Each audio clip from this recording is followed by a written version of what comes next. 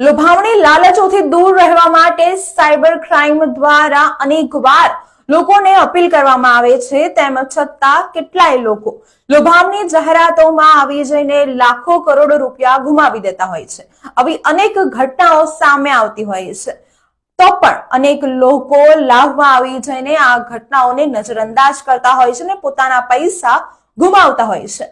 આવી જ એક ઘટના વડોદરા શહેરમાં બનવા પામી છે, જ્યાં એક વેપારીએ 1.9 કરોડ રૂપિયા ગુમાવી દીધા છે। સાયબર માફિયાઓનો ભોગ બનેલા વેપારીએ સાયબર ક્રાઇમમાં આ અંગે ફરિયાદ નોંધાવતા જણાવ્યું હતું કે તેઓને 10 ઓક્ટોબર 2024 ના રોજ ફેસબુક પર કોઈ અમીના ગોષણ દ્વારા આઈડી પરથી એક ફ્રેન્ડ રિક્વેસ્ટ મોકલવામાં આવી હતી ને ત્યારે વેપારીએ તેની ફ્રેન્ડ રિક્વેસ્ટ એક્સેપ્ટ કરી હતી ને પછી વોટ્સએપ નંબર શેર કર્યો હતો અને વોટ્સએપના માધ્યમથી સંપર્ક થયો હતો। અમીના નામની વ્યક્તિના નામે જણાવવામાં આવ્યું હતું કે પોતે ફોરેક્સમાં ટ્રેડિંગ કરે છે અને તેમાંથી સારી આવક થઈ રહી છે।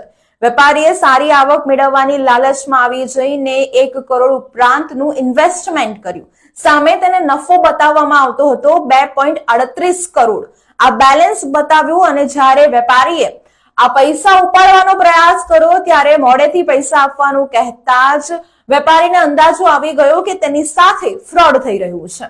આ સમગ્ર ઘટના તેમણે સાયબર ક્રાઇમમાં દર્શાવી હતી ને સાયબર ક્રાઇમે ફરિયાદ નોંધીને આગળની તપાસ શરૂ કરી છે।